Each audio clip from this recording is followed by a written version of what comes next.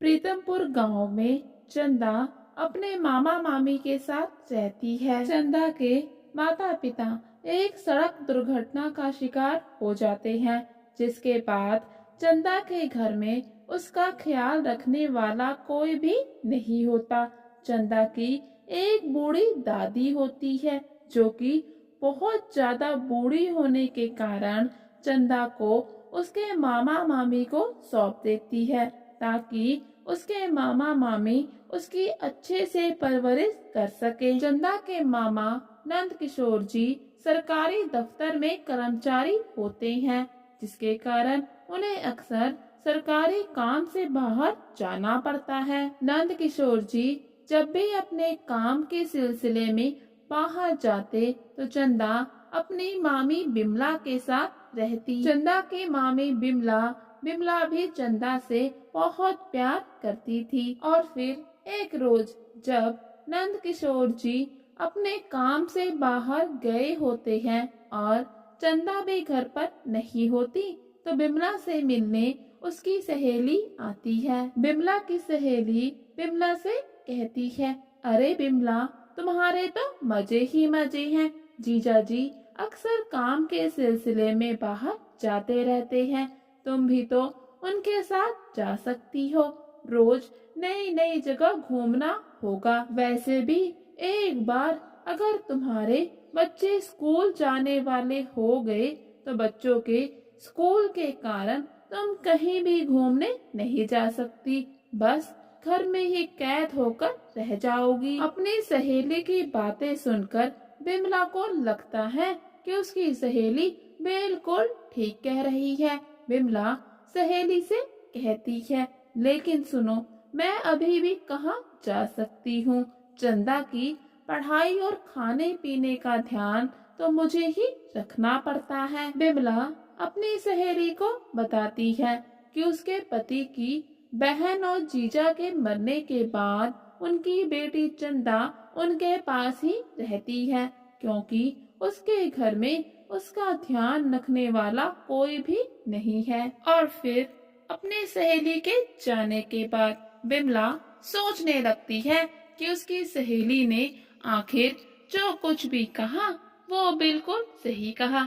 अगर चंदा की जिम्मेदारी उस पर ना होती तो आज वो भी अपने पति के साथ रोज नई नई जगह पर घूमने जाती। और फिर जब नंद किशोर अपने काम से वापस आता है तो बिमला उससे ये सारी बातें कह देती है, जिसे सुनने के बाद नंद किशोर अपनी पत्नी बिमला को समझाता है, देखो बिमला, इतना स्वार्थी नहीं होते।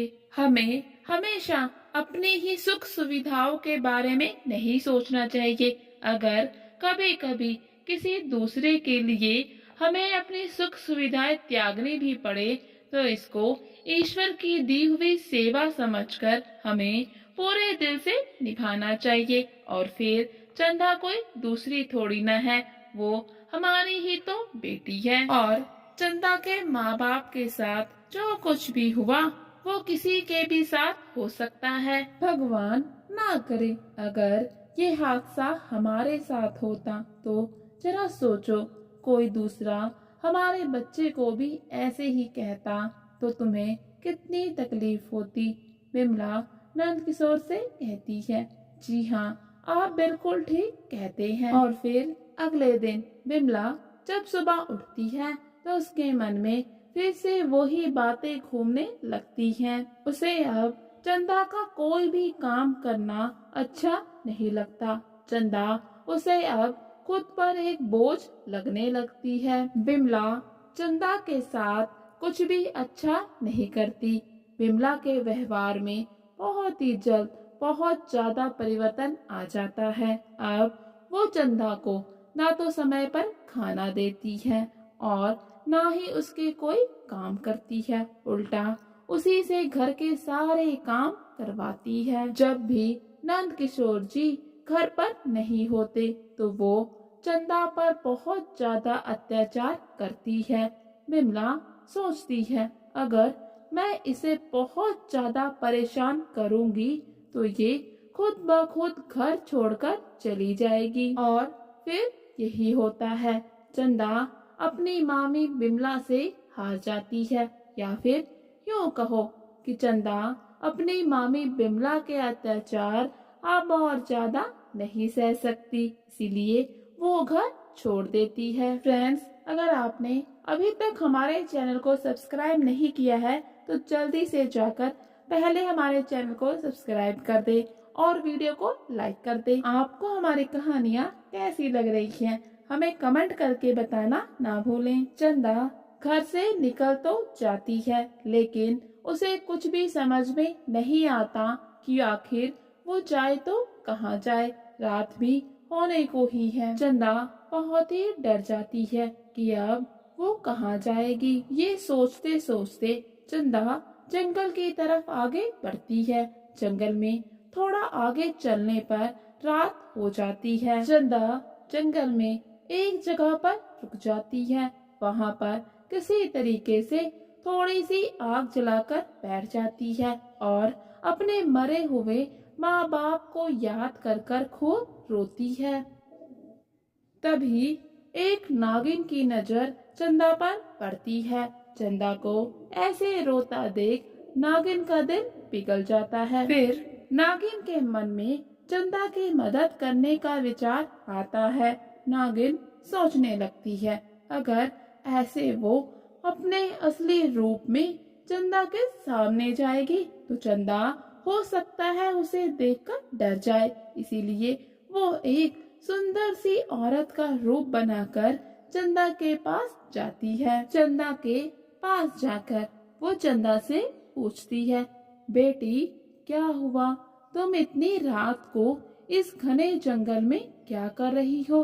तुम्हारी क्या परेशानी है? चंदा नागिन की बात सुनकर अपनी भावनाओं को रोक नहीं पाती और फूट फूट कर रोना शुरू कर देती है और फिर वो सारी बात नागिन को बता देती है। नागिन उसकी बातें सुनने के बाद बहुत ही दुखी होती है और कहती है, सुनो, यहाँ जंगल में मेरे पास मेरी बेटी बनकर रहोगी क्या? ये सुनकर चंदा बहुत ही खुश हो जाती है। उसको जैसे मानो इस पूरी दुनिया में जहाँ उसे लगता था कि उसका कोई भी नहीं है, उसे आज कोई अपना मिल गया हो। और फिर चंदा नागिन के साथ रहना शुरू कर देती है। नागिन भी चंदा से बहुत प्यार करती है।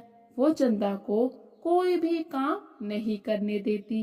घर के सारे काम नागिन खुद से करती है, लेकिन नागिन को ये चिंता खाए जाती है।